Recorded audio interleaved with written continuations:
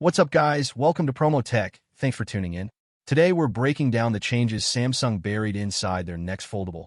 The moves nobody's talking about because they're not flashy enough for a headline, but 3 years from now, you'll look back and realize this was the update that quietly rewrote how foldables work, how long they last, and who Samsung is actually building this phone for.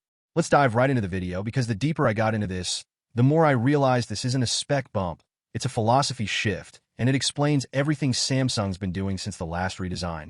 Let's start with the Hinge, because this is the part nobody photographs and everybody underestimates.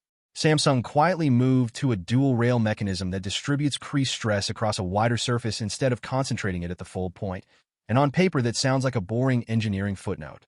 It's not. What it actually means is the crease you feel today with your thumb is going to be measurably shallower 2 years from now because the metal isn't fatiguing the same way. Compare that to how Google approached the same problem with the Pixel Fold line, where the strategy was thicker glass and reinforced ceramic up top to survive drops rather than to age gracefully over daily folding. Two completely different bets. Google bet on day one durability against impact. Samsung bet on long-term mechanical fatigue resistance. And here's the mini twist. Neither company is telling you which scenario is more likely to actually break your phone, because the honest answer depends on whether you're a dropper or a fidgeter, and both companies know exactly which type of user they're optimizing for based on return data they'll never publish. Now here's where it gets interesting, because the second hidden change is about the outer display, and this one's a quiet flex. Samsung shrunk the bezel asymmetry, so the cover screen finally behaves like a real phone screen instead of a cramped afterthought you tolerate until you unfold. That sounds small until you realize what it signals. It means Samsung no longer believes the outer screen is a secondary experience. They're treating it as the primary daily driver for the average buyer who only unfolds the phone a handful of times a day. Compare that to Google's approach with the Pixel 11 Pro Fold, where the outer panel finally caught up in size this generation too, matching the base model's aspect ratio almost like Google was forced to admit the same things Samsung already knew, that most people live on the cover screen and only unfold for the moments that actually need the real estate. So both companies arrived at the same conclusion, they just got there on different timelines. And that gap tells you who's actually listening to usage data versus who's reacting to competitor pressure after the fact. The third change is the one that's going to bother people, and it's about repairability or the lack of it.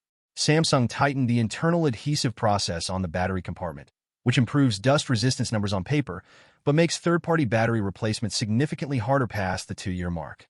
Here's the part that stings a little.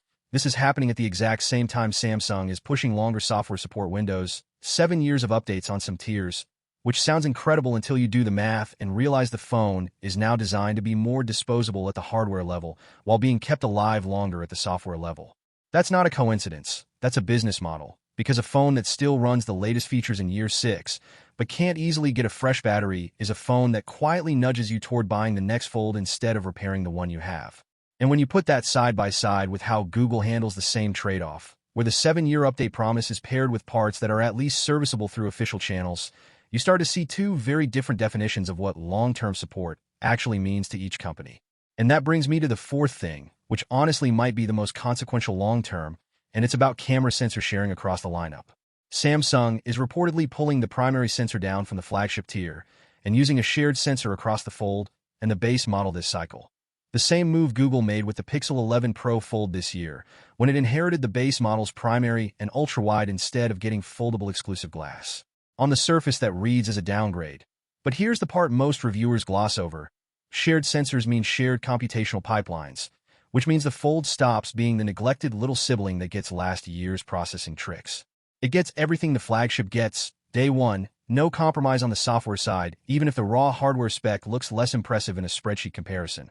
So when someone tells you the camera got worse, ask them if they actually tested low light and portrait processing side by side, because that's usually where the real story is, not in the sensor size printed on a spec sheet. There's a fifth change too, and this one's easy to miss because it's buried in the charging spec sheet where nobody bothers to look twice. Samsung nudged the wired charging ceiling up slightly this generation, but the real story is what they did with thermal management around the battery split, since a foldable technically carries 2 smaller battery cells instead of 1 large one. The new thermal routing keeps both cells balanced during fast charging instead of letting one heat up faster than the other. And that matters more than the wattage number ever will, because uneven heat across split cells is exactly what accelerates battery degradation over time. It's a fix for a problem most owners never even knew they had. Compare that to how Google handled the same split cell challenge with a smaller overall battery this generation. prioritizing weight savings and a thinner profile over raw capacity, betting that better efficiency from the new chip would offset the smaller pack. Samsung went the other direction, keeping capacity higher and solving the heat problem with engineering instead of trimming the battery down. Neither is objectively better, but it tells you Samsung is still optimizing for people who forget to charge overnight and need the phone to survive a long day. While Google's betting on efficiency gains, catching up before battery anxiety becomes the complaint people actually make in reviews. Now, before I get into what all this actually means for you, I've got to tell you about something that's been genuinely useful while I've been going back and forth between 3 different foldables testing all this stuff, and that's Wolver. See, the annoying part of juggling multiple phones for testing isn't the phones themselves, it's keeping every account, every subscription, every scattered login organized without losing my mind. And Wolver's been quietly solving that in the background the entire time I've been putting this comparison together, syncing everything across devices so switching between test units doesn't mean starting from scratch every single time. If you're the type of person who's already thinking about which fold you're getting this year, you're exactly the type of person who'd appreciate not having to rebuild your entire digital setup every time you switch devices. And that's genuinely what made this whole testing process less painful than it usually is. So what does all of this actually add up to?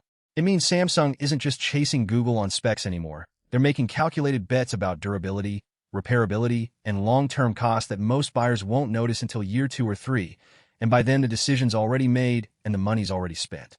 Google's playing a different game entirely, leaning on software cohesion and ecosystem lock-in rather than raw hardware polish.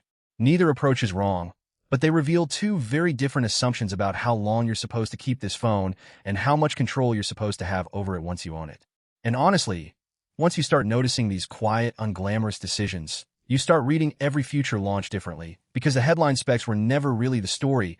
They were just the distraction while the actual product philosophy got decided somewhere in a materials lab nobody ever puts on stage.